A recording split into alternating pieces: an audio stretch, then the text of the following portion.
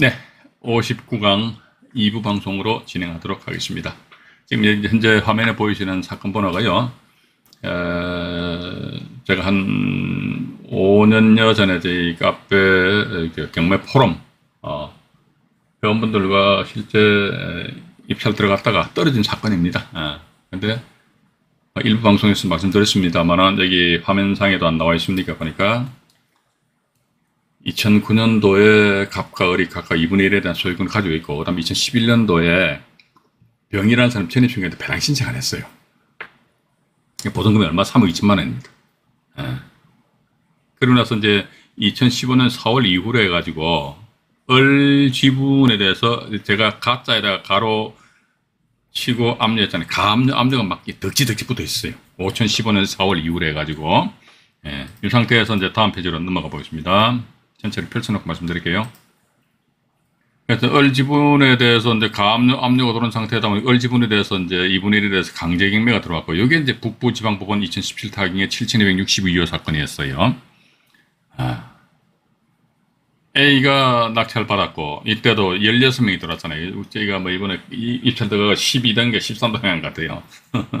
2등도 아니고, 12단계 13동행 보는데, 저도 옛날 입찰, 요즘 한 몇 년 입찰 안 들어갔는데, 옛날 입찰 들어갈 때는 많이 떨어졌어요. 여러분들도 많이 떨어져서 해가지고 의시하면 안 됩니다. 그냥 당연하다, 이렇게 생각하십시오. 그래서 오히려 저는 제 개인적인 생각으로는, 현행 민사집행법에서 보면 입찰 방법이 보니까 지금은 거기에다 이제 기일 입찰. 날짜를 정해서 입찰하는데, 기간 입찰도 있습니다. 기일 입찰, 기간 입찰, 또 하나 마지막으로 호가 경매가 있어요. 제 개인적인 생각으로는 호가 경매를 도입을 했으면 하는 그런 바람입니다. 옛날에는요, 이게 1994년 이전에는요, 전국 법원에서는요, 이 경매는 전부 다 호가 경매에서, 호가 경매 뭡니까? 집행관이 사건 번호 불러요. 뭐 예를 들면 서울 북부지방법원 2017 타경의 7262호, 이 사건 진행합니다. 입찰하실 분 나오세요. 그럼 루루 나가요. 그럼 봐가지고 그때부터 이제 누가 예를 들어 뭐 100 하면 150, 200, 250, 300 이런 식으로 해가지고 호가 가격을 부른다는 것이지요. 근데 94년도부터 해가지고 서울중앙지방법원을 필두로 해가지고 이제 입찰제로 바뀌면서, 그런데 민사집행법 규정에는 호가 경매에서 경매 진행할 수 있다 이렇게 그 명문의 규정은 있는데도 불구하고 집행을 안 하더라고요. 하게 되면 오히려 그게 좋다니까요. 왜냐면요, 1등과 2등 간의 가격 차이를 현격하게 줄일 수 있잖아요. 지금 보면요, 1등과 2등 간의 가격 차이를 현격하게 줄일 수 있는 방법은 딱 하나 있죠. 뭡니까? 바지 세워놓는 것밖에 더 있습니까? 앞바지, 뒷바지, 똥산 바지, 오줌 바지, 별의별 바지 다 있어요. 그래가지고 요즘 바지 안 세우겠죠. 근데 어떻게 보면 저기 1등과 2등 간의 가격 차이가 완전히 정말로 예술인 그런 경우도 있어요. 그런 경우 딱 보면 이거 좀 냄새가 난다. 일단 그렇게 우리는 한번 생각을 해볼 필요가 있거든요. 왜냐면요, 이게 그렇습니다. 우리가 낙찰받기 어렵다고 제가 말씀드렸잖아요. 이것도 아마 제가 다른 데서 말씀드린 것 같은데, 만약에 내가 북부지방법원 2017 타경의 7262 사건에 대해서 입찰을 들어가신다 그러면요, 여러분들 말이죠, 네이버나 다음에 검색창에다가요, 북부지법 2017 타경 7262 이 사건 번호만 입력하신 상태에 엔터를 딱 쳐보십시오. 그럼 이 사건 관련해가지고요, 컨설팅 회사라든지 아니면 일부 공인중개사들도 이제 교육만 받으면 입찰 대리할 수 있거든요. 그래서 그분들 블로그상에 보면 이런 사건들이 막 3, 40건 쭉 올라와서, 그럼 난 낙찰받기 어려워요. 왜냐면 그 사람들은 보니까 실투자자 입장이 아니고 뭡니까? 컨설팅 입장이다 보니까 어쨌든 이 양반은 단돈 1원이라도 더 높은 금액을 써야만 된단 말이죠. 써서 낙찰 받아야지만 자기네들 수익이 발생되는 거 아닙니까? 그죠? 근데 나는 뭡니까? 투자자 입장이다 보니까 어떻게 하든 단돈 1원이라도 싸게 써야 된다. 그럼 저 사람들은 단돈 1원이라도 더 높게 써야 된다, 이거지. 이러다 보니까 막 경쟁이 치열하다 보니까 바지가 들어오는 거지, 앞에서 받쳐주고 뒤에서 밀어주고 별별 바지가 다 있다니까요. 그러니까 우리 또 경매인들 입장에서도 아셔야 된다는 겁니다.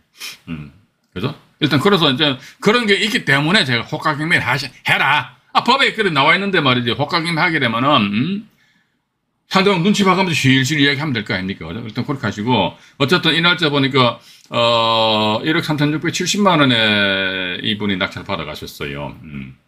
대학에 있는 입찰 3억 2천만 원 됐는데, 그래서 1차 가격이 2억 9,750만 원인데 근데 이거를 이분이 A라는 분이 말이죠. 등기부등본을 제가 보니까 2018년도 8월 달에 낙찰받고 이제 2018년도 11월 달에 말이죠. 약 한 3개월 후에 B한테 팔아버렸어요. 얼마? 이 양반 1억 3,670만 원에 낙찰받아가지고 2억 9,900만 원에 팔아버렸어요. 이게 진짜라 그러면, 어이, 돈 되죠. 그죠? 한 3개월 만에 얼마 벌었습니까? 1억 한 6천만 원 벌었잖아요. 1억 6천 정도. 그죠? 3개월 만에, 이게 진짜 실제 거래가 되었다면, 이 A라는 분은 1억 6천만 원 벌었다니까, 1억 6천만 원. 이 지분경매 이렇다니까요.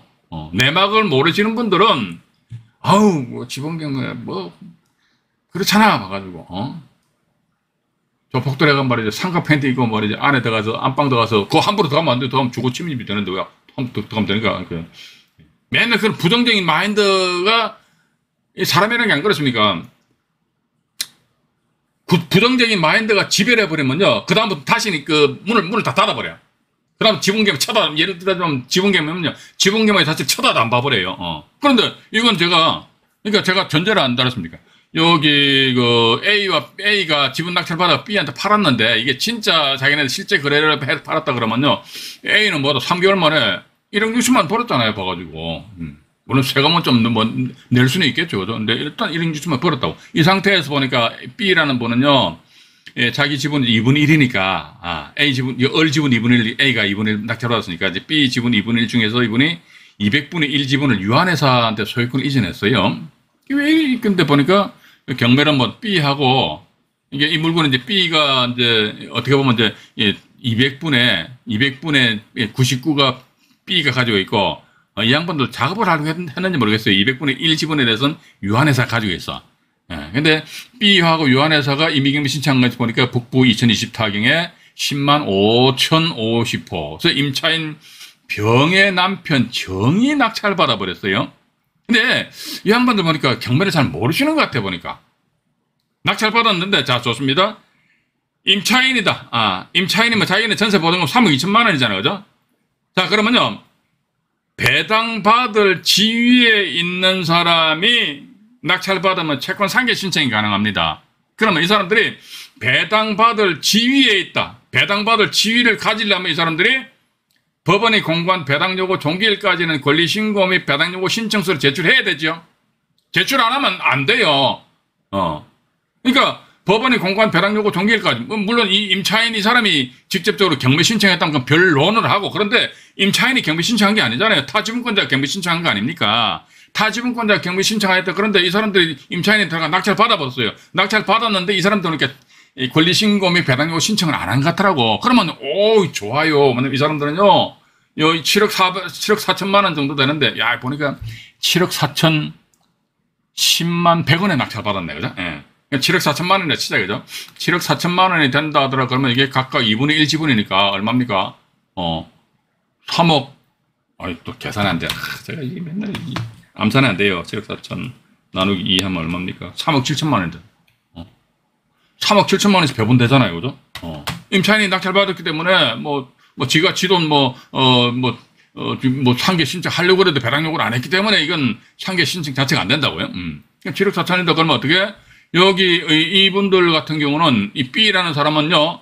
A로부터 이제 A는 1억 3,670만 원에 낙찰을 받았고 B는 이게 근 3억 원에 매입을 했잖아요. 그죠? 3억 원에 매입했는데 어쨌든 3억 7천만 원 배당되니까 A도 돈 벌고 B도 돈 벌었지 않느냐. 그죠? 일단 그렇게 보시면서요. 경매 정보지 다시 보여드릴게요. 일단 먼저 등기부등본 이게 제가 정리되어 있나 모르겠네요. 이건 아닙니다. 등기부등본이 아니네. 자, 지금 제가 이거를 요건 관련해가지고 경매 정보지를 우리 시청자 여러분들에게 잠깐 보여드리겠습니다. 2017 타경에, 먼저 2020 타경으로 낙찰된 것부터 먼저 보여드릴게요. 2010 타경에 10만 5,500. 이거예요.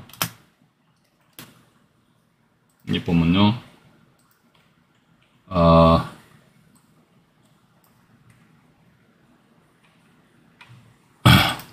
제가 위에도 안 적어놨습니까? 보니까 북부, 후속 사건에도 적어놨는데, 공유물 분할을 위한 경매다 해가지고, 이게 이제 아까 유한회사하고 저기 200분의 99 지분권자하고요. 200분의 유한회사가 1 지분을 가지고 있어요. 이 사람들 왜 이게 쪼개는지 모르겠어요. 여기다 막 가등기를 치려고 그랬는지 모르겠는데 어쨌든 1차 감정가격이 9억 2천만 원이었잖아요. 그죠? 9억 2천만 원인데서 이분이 보는 게 임차인의 남편입니다. 임차인의 남편이니까, 야, 그래서 7억 4천만 원에 낙찰됐다 하더라. 근데 문제는 과연 이분들이 배당 신청하였느냐 해가지고 밑으로 잠깐 내려가 볼게요. 예, 내려가 보면은, 어떻게 보면 여기 만에 배당 신청을 했다더라. 이게 있잖아요. 배당 신청했다 그러면요. 이분들 같은 게 7억 4천만 원. 왜냐면 이게 전 사건에 있어서 배당 요구 안 했다. 그런데 현재 사건에 배당 요구 할 수 있거든요. 그럼 만약에 7억 4천만 원인데 이 임차인들이 배당 신청했다면 이 사람들이 또 뭐 미스를 한 것 같아. 3억 2천만 원 먼저 배당 받아가 버려요. 그러면 나머지 어떻게 4억 2천만 원 이걸 가지고 나누기 2 하니까 2억 1천만 원 하게 되면요. 이게 이 양반들 입장에 뭐 상당히 자기들 한 3억 정도 투자해가지고 2억 1천만 원 배팅돼 버리면 이게는 좀 문제가 있잖아요. 그죠? 그런 측면에서 가지고. 근데 다행인지 불행인지 모르겠습니다만 임차인 입장에서 봐서 불행이겠죠. 불행. 여기 있잖아요. 보세요. 2011년 8월 19일 날 해놓고 서모 씨 이분이 임차인의 남편입니다. 그런데 보니까 이 또 공유자가 아닌데 공유자 아닙니다. 이게 공유자가 아닌데 공유자로 이게 여기서 배당 신청을 하지 않았다 하더라. 이게 등기부 등본 한번 볼까요? 여기 저기 이 정보지는 보면 말이야. 등기부 등본이 막 이상하게 막 옛날 사건하고 지금 사건하고 막 짬뽕이 돼버려 가지고요. 잠깐만요. 이거 제가 보여드릴게요. 잠깐만요. 원래 저 지분권자들이 남씨하고 조씨거든. 남씨하고 조씨인데 아까 저 낙찰자 서씨잖아. 서씨가 또 무슨 공유자라고 그러는데 참 이게 정보지를 어떻게 이렇게 만드는지 모르겠어 가지고. 이분이 이거 1억 3천 얼마, 1억 3천여만 원에, 1억 3천여만 원에 낙찰 받아가지고, 이분 지분에 대해서 이분이 지분 팔았잖아요. 이분. 그러니까 2억 9,990만 원이네. 그건 3억 원에 팔아버렸다, 파는 거죠. 그래서 이분 같은 경우 2018년 10월 달에, 저기 등기해가지고 2018년 11월 달에 넘겨버렸으니까, 그러니까 원칙을 보면, 이거 뭐, 10월 달에서 11월 한 달밖에 안 되네. 그죠? 그러니까 9월 19일 날 대금 납부했겠다. 그죠? 약 한 2달 정도. 저는 아까 석 달러 봤는데 2달 정도는, 그죠? 2달 만에 1억 한 6천 정도 차익이 발생됐다면은, 이것도 대단히 괜찮지 않느냐 하는 그런 생각을 가지면서, 여기 보면 고모시 지분 2분의 1인데 중에서 200분의 1 지분에 대해서 유한회사에서 이제 지분 넘어갔단 말이죠. 그죠? 예. 넘어가고 나서 타지분권자 지분에 대해서 공유물품을 청구권을 피보는 권리라는 가처분을 유한회사에서 가처분 해버렸어요. 가처분 한 상태에서 그 다음에 17번 가처분일 때 말소는 돼버렸단 말이죠. 그죠? 지금 제 말씀에 대해서 좀 이해가 안 가시는 분들은 뭐다 이 영상을 다시 한번 더 보십시오. 지분경매가 이게 또 이제 우리가 나름대로 체계적으로 내가 정리가 돼야 됩니다. 내가. 그죠? 내가 정리가 돼야 된다. 이게 난 명도가 까칠스러워가지고 그냥 컨설팅 회사에다 돈 얼마 주고 그냥 맡길 거야. 좋습니다. 그렇게 하셔야 괜찮습니다. 그래야 좀 또 컨설팅 하시는 분도 먹고 살 거 아닙니까? 그죠? 예. 그런데 문제는 뭐냐면요. 그 사람들은 전적으로 믿고 맡긴다. 저는 제가 만약에 한다면 저는 그 사람들 전적으로 못 믿습니다. 그럼 어떡한다 하더라. 내가 비록 그 사람들한테 비용을 주고 내가 의뢰를 하지만은 이 경매 전반적인 흐름은 내가 알아야 된다 이거죠. 또 이거 공부하게 되면요. 특히 나이 드신 분들 치매 안 걸려요. 그래서 머리를 막 굴리잖아요. 그래서 내가 알고 있는 상태에서 컨설팅 회사 가서 직원하고 이런저런 이야기 하다 보니까 직원이 뭐라 이야기하면 저 친구가 하는 말이 맞다, 틀리다. 이게 어느 정도 내가 감이 와야 될 거 아닙니까? 감도 안 오는 거야, 그냥. 얼굴 생긴 게 꼬로만 이쁘장하게 생겨간 말이지. 아이고, 자, 설마 제대로 일 진행하겠지. 그런데 일 나중에 사고 쳐봐봐요. 그러면 사고 나면요. 어느 날 갑자기 잠수 타버린다니까요. 연락도 안 돼버려요. 부동산 이름 회사 같은 경우는 말이죠. 이게, 그런 게 많아요. 봐가지고. 내가 또 이런 거 더 이상 말씀 안 드릴게요. 어쨌든 봐가지고요. 이런 거 좀 알아놓으신 분도 이게 알고 내서 나서 이제 상대방한테 컨설팅에서 의뢰하면 컨설팅에서 오히려 여러분들보다 더 실력이 없을 수도 있을 것 같아요. 모르는 사람들도 많잖아요. 봐가지고. 그래서 일단, 차라리 내가 이런 쪽으로 접근하는 것이 좀 낫지 않겠느냐. 물론 낙찰 받아야 되는데 저도 이제 떨어지는 입장에서 드릴 말씀은 없어요. 낙찰 받은 상태에서, 돈 얼마 벌었다 이렇게 자랑해야 되는데 이 낙찰 못 받고 다른 사람 낙찰 받아가지고 다른 사람 돈 번 사람만 이제 말씀드리니까 그래서 이제 임의경매 개시 결정해가지고요 여기 유한회사하고 고모 씨 두 분이서 임의경매 신청을 딱 했단 말이죠. 그래서 가처분은 이제 해제로 말소했어요. 왜냐면 이제 가처분 하니까 공유물 분할 청구권인데 목적 달성 다 한 거 아닙니까? 경무 신청한 거 아닙니까? 그죠? 경무 신청했기 때문에 경무 신청을 하였기 때문에 목적 달성 다 했다. 그런데 이게 다시 말씀드립니다만 이분은 공유자 아닙니다. 이게 이 정보질 이게 정보질을 만드는 회사다 말이지. 그냥 정신 똑바로 차리고 제대로 잘 만들어야 된다니까 봐가지고 이 사람 배당 신청 안 했죠, 그죠? 배당 신청 안 했어요, 봐가지고 배당 신청을 안 했고 여기 매각 물건 명세서를 잠깐 볼게요. 매각 물건 명세서 잠깐 보면요. 또 늦게 떠네요, 봐가지고 이게 또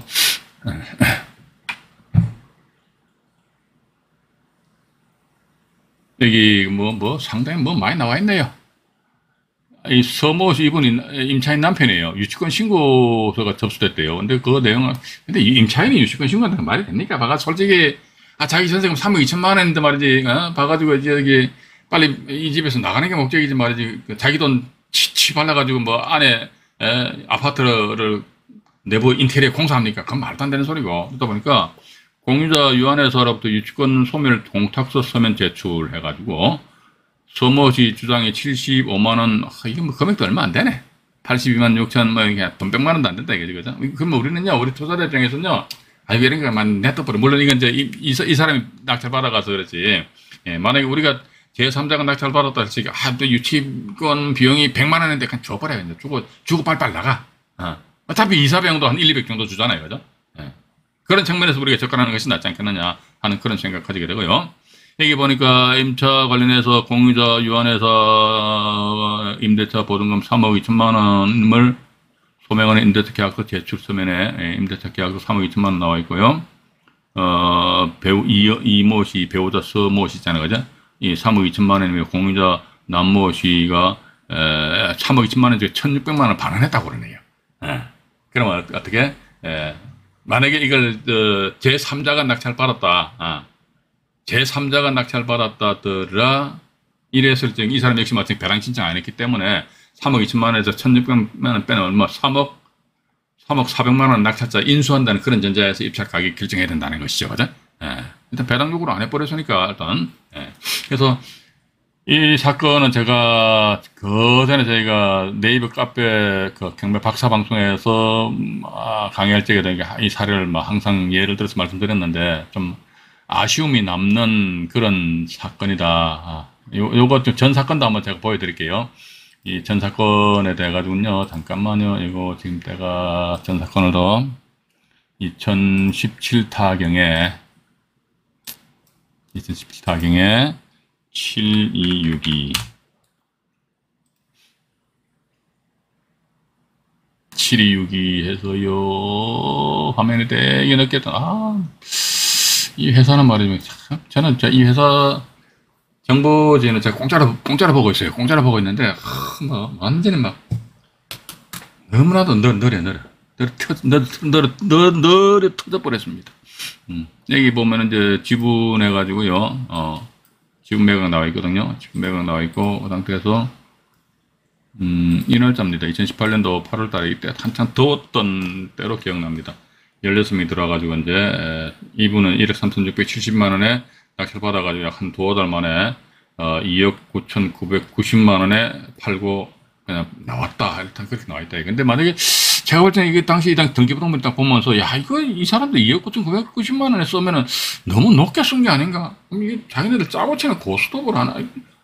별 생각 다 했어요. 봐가지고. 그런데 어쨌든 봐가지고 결과는 쪽으로 임차인이 이 낙찰을 받으면서 이 건 같은 경우는 이제 지분이 경매되는데 여기 3억 2천만 원 나와 있잖아요. 그죠? 이분입니다. 이모씨. 3억 2천만 원 해가지고 배당 요구 안 했잖아요. 그죠? 안 했으니까 100% 낙찰자한테 돌리도 할 수 있어요. 불가분 채무가 어쩌고저쩌고 하면서. 알았어. 근데 그건 네가 하는 것이고 나는 돈 없으니까 못 주고, 돈 없으니까 못 주고, 이게 이 사건 같은 경우는, 다시 한번 더 경매 정보지를 보여드릴게요.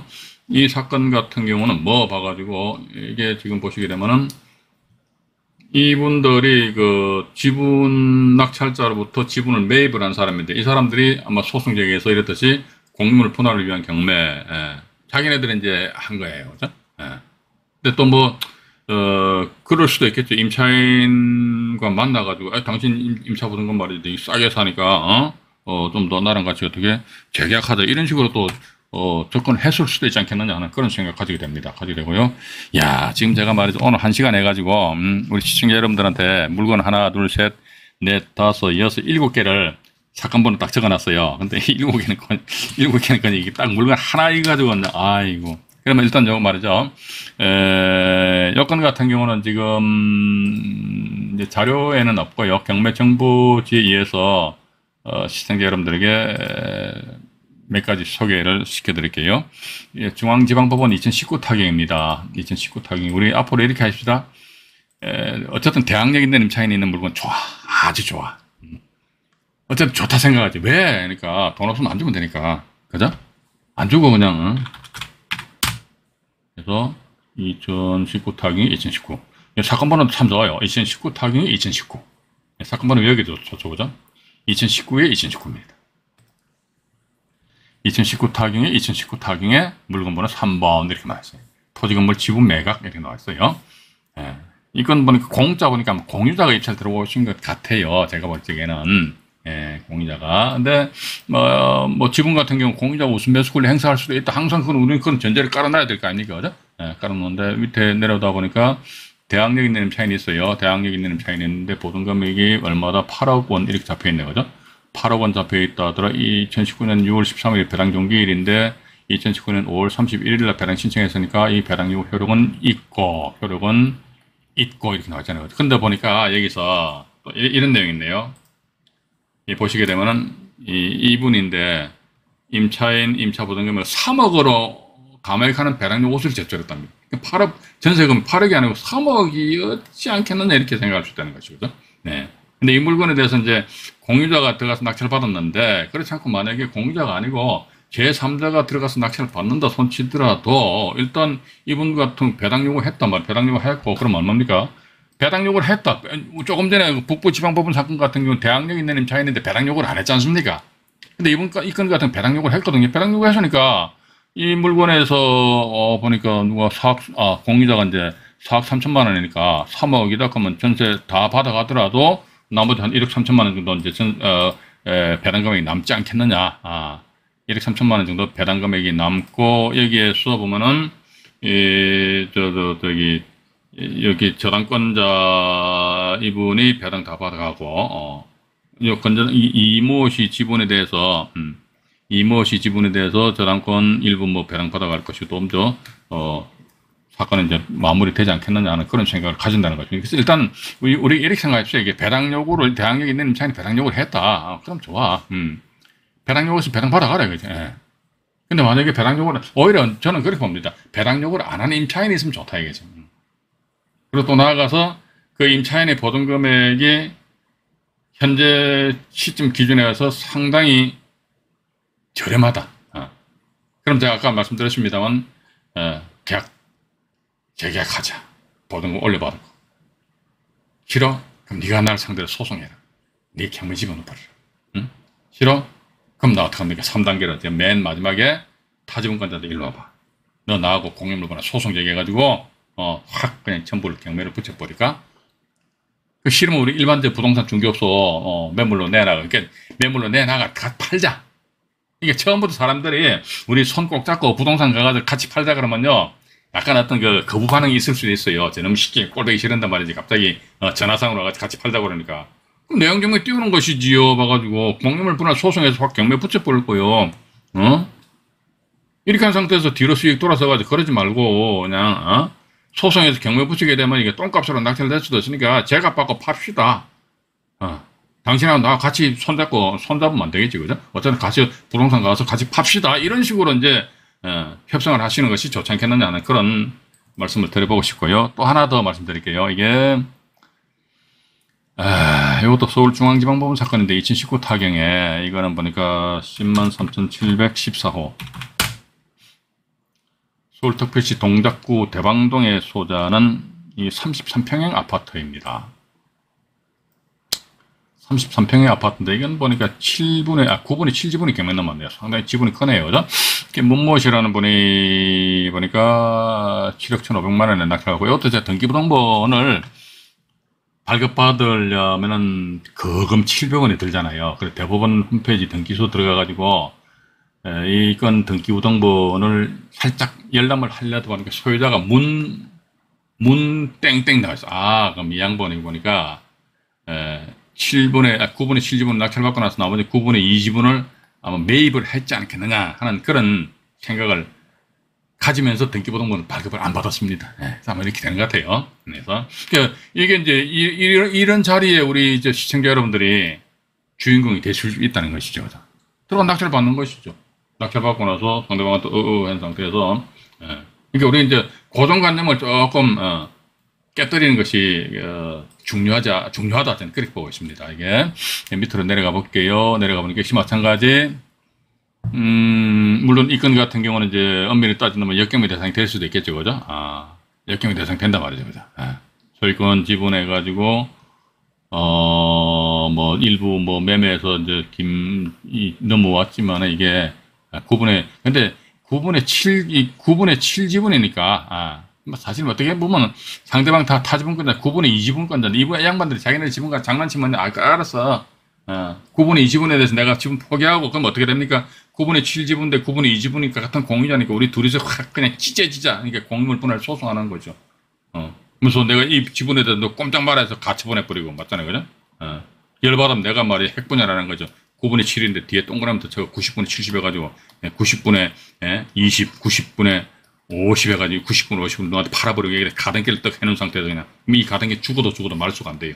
이 가등기 말수 안 되는 방법에 대해서는 경우에 대해서는요, 제가 다음 회차 때 아마 요거 이번에 지분경매가 대항력이 된 차이는요, 모레 3월 24일 날 한 번 더 말씀드리고 그 이후에 가등기 요것도 활용 방법 이렇게 써먹으시라는 게 아니고 이렇게 사람들이 대체적으로 보니까 소위 이제 핵분열 해가지고, 이렇게 가등기를 해야 되는데, 자기가 예를 들어 2분의 1 지분 낙찰 받으면요, 2분의 1 지분 전부에 대해서 가등기를 다 해버리더라고요. 진짜 이해가 안 가요. 그건 아무런 효력이 없다니까 말이죠. 그죠? 왜 효력이 없는지에 대해서도 제가 그때 강의할 때 말씀드릴게요. 그 이유를 제가 말씀드릴게요. 그냥 무조건 효력이 없어. 그렇게 하면 엉터리 강의입니다. 엉터리 강의입니다. 왜 그러느냐? 분명히 이유가 있어요. 그 이유를 분명히 건거내지 법 규정 판례 이거 반드시 들이밀어야 됩니다. 그래야 좀 되는 것이지 그냥 두리뭉실하게 넘어가는 그런 영상물은요 엉터리다 라는 말씀 드리고 싶고요. 여기 보면은 여기 임차인 있는데 이분 전세 보증금 4억 9천만 원 나와 있잖아요, 그죠? 아마 이 두 분은 보니까 부부 같아, 부부. 이거 날짜 재림 날짜 같잖아요. 2016년 3월 16일에 부부예요, 부부. 4억 9천만 원인데 여기서 이분들이 역시 마찬가지 배당 종기일이 2019년 7월 26일이잖아요. 근데 이분들은 2019년 7월 3일이니까 배당 요구의 효력은 있다. 그죠? 당연하죠. 배당 요구 종기일 이전에 배당 신청했기 때문에. 그러면 이제 4억 9천만 원인데, 이거 이 양반도 배당 널널하겠네요. 7억 1,500만 원 같으면요. 전세금 4억 9천만 원 전액 다 배당 받아가니까 오히려 이런 대항력 있는 임차인이 자기 보증금 전액 다 배당 받아간다더라 이렇게 하게 되면요. 이 낙찰자한테 어떻게 한다더라 명도 확인서 하나 작성해 주세요 이렇게 연락이 온다니까요. 그러면 해가지고 알았어 너 명도 확인서 줄 테니까 방 빼 이런 식으로 해서 서로 이제 명도 협상을 하시면 되지 않겠느냐. 이런 것은 명도 이런 부분은 저는 솔직히 말씀드립니다. 이건 2차적인 문제예요. 일단 중요한 게 뭐다. 그러니까 돈 되는 가격으로 낙찰 받는 게 중요한 것이지.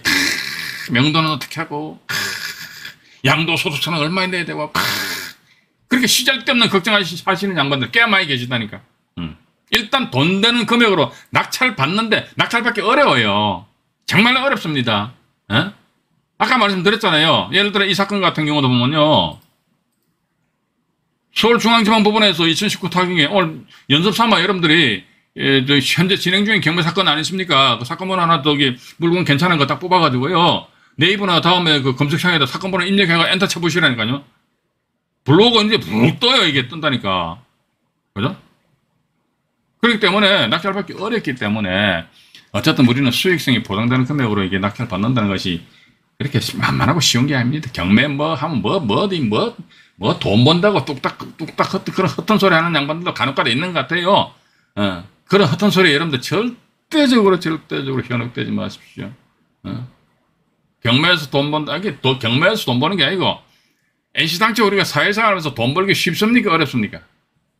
별별 안 입고 꼬라지 다 보아가면서도 돈 버는 거 아닙니까? 근데 어떻게 뭐 법원 경매 했다고 하는데 도깨비 방망이네. 겁나와라 또 뭐 겁나긴 뭐 겁나 피똥 쏴버리지 뭐.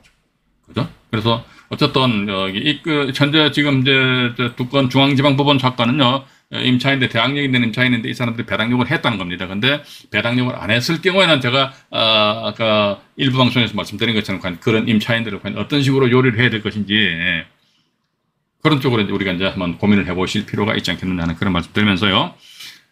지금 나머지 사건 하나 둘 셋 네 건 있어요. 네 건 있는데 이것도 하고 또 이제 진행 중인 경매 사건 있지 않습니까? 요거 해가지고요. 맞아 3월 24일 날 금요일 날 지분 경매와 대항력 있는 임차인 두 번째 시간으로 여러분들 찾아뵙도록 하겠습니다. 오늘은 여기까지 방송 진행을 하도록 하겠습니다. 방송 시청하시느라고 대단히 수고하셨습니다. 편안한 밤 되시기 바라겠습니다. 이상 안종현이 말씀드렸습니다. 네, 고맙습니다.